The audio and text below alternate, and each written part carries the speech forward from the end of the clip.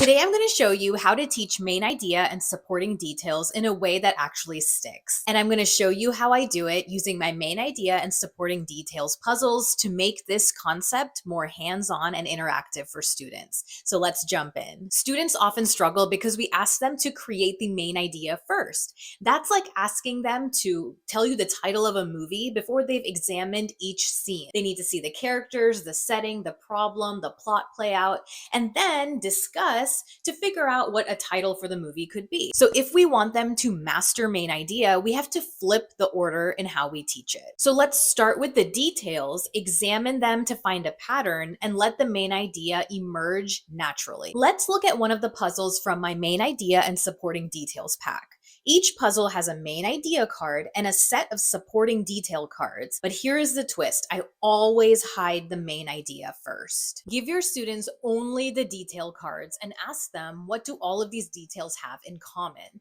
This turns the main idea identification into a detective game. So let's try one together. Here are the details. You can pause the video here to read them. At first, students might say, well, all of these are about coral reefs, but push them to create a sentence about the coral reefs. And that's when you reveal the main idea cards. This is the moment when the concept clicks because the students are building the main idea from the ground up, and they're not creating it out of nothing. They are choosing it from a selection that you have provided. That's what makes the difference instead of asking them to produce it immediately. This is a more exploratory approach to creating a main idea. Once they have that, I flip the activity. I give the students the main idea and a mix of detail cards and ask them which detail does not fit. So if the main idea says that Pompeii provides historians with a remarkably detailed record of daily life in the Roman Empire, have your students look at all of these details to see if they fit this main idea.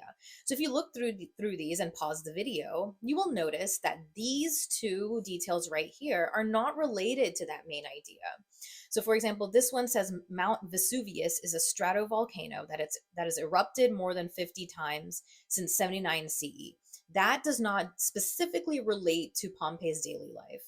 And then this one says Roman trade routes extended to North Africa. Again, that does not connect to daily life in the way that these four details do. And it's that discussion, that analysis of which details belong and which ones don't, that build the skills for developing main idea, for standardized test taking, for eliminating answer choices that don't make sense. So notice that students haven't written anything down yet. This process requires exploration first. Now we will finally move into writing. Provide students with a main idea and they will write down supporting details. This article is about tornadoes, and the main idea is listed right here. This helps students because they can read and write details directly from the passage. Again, they don't have to pull it out of nowhere. Kids actually write better when they have something to write about, and that's why it's so effective to have them read a passage and write based off of it instead of creating main ideas and details out of nowhere. Then finally, we move into independently identifying the main idea, which was our goal all along.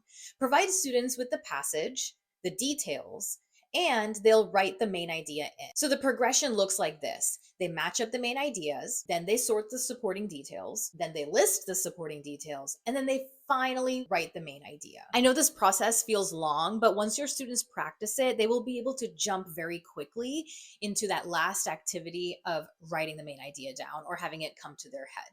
But they need to go through this exploration process in order to get there. If you want to make main idea and details more fun for your students, then click the link below where you can find my main idea and supporting details puzzle pack that will help your students make this seemingly difficult concept into a more hands-on game. And if you like practical approaches to teaching literacy, follow my channel. I share new ways to make reading and writing more hands-on for your students. See you next time.